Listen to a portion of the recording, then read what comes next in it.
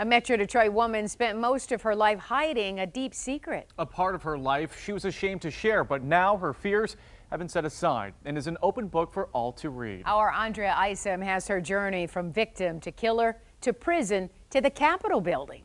I wasn't a killer, but I killed. I wasn't a murderer, but I murdered.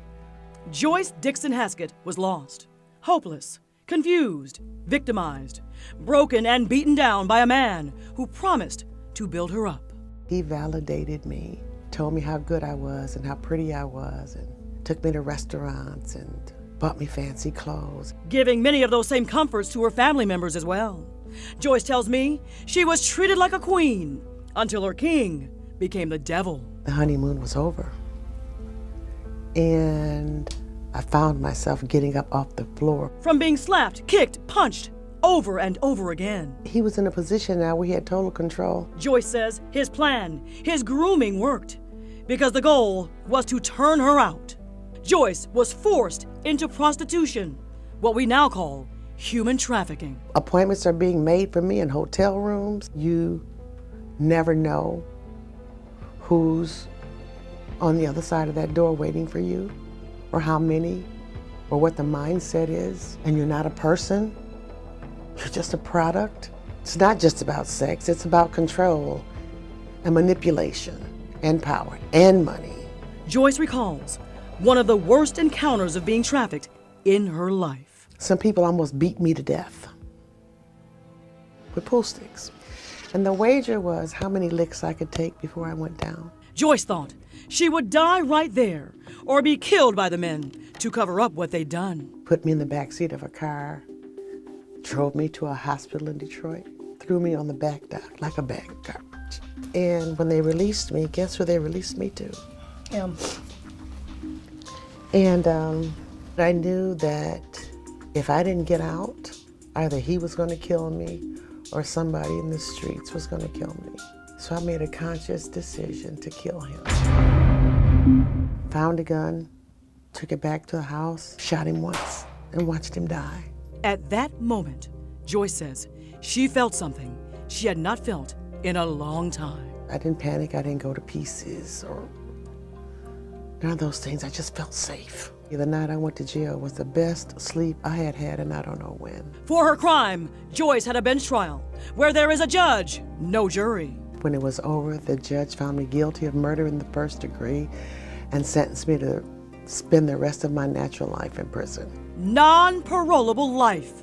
At the age of 25, Joyce was sent off to die in prison. But then, a group of progressive attorneys, new graduates from the University of Michigan, led the fight to gain rights for female prisoners. And they spotted promise behind the prison walls. I was one of 3 women selected and the first to graduate from the University of Michigan while behind bars. Believe it or not, another dogged attorney, a jailhouse lawyer in Jackson, found some issues in Joyce's case. Eventually, there was a motion for a new trial, though in the end, there would be no need. All I heard that judge say was, "Joyce Dixon, have a good life." I walked out of that courtroom after 17 years, 120 days. I was just free. And she went to work, went to school, earning her master's degree in social work from U of M.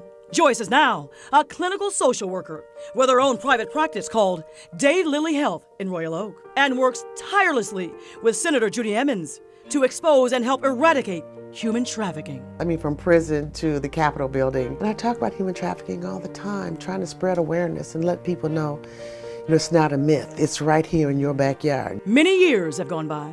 So, who is 67-year-old Joyce Dixon-Haskett now? She is reconcilable. She is hopeful. Yeah, I like that.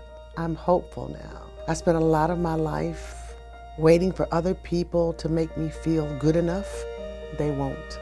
I made a lot of mistakes, paid for them all, but it's not how the story begins that's important, it's how it ends.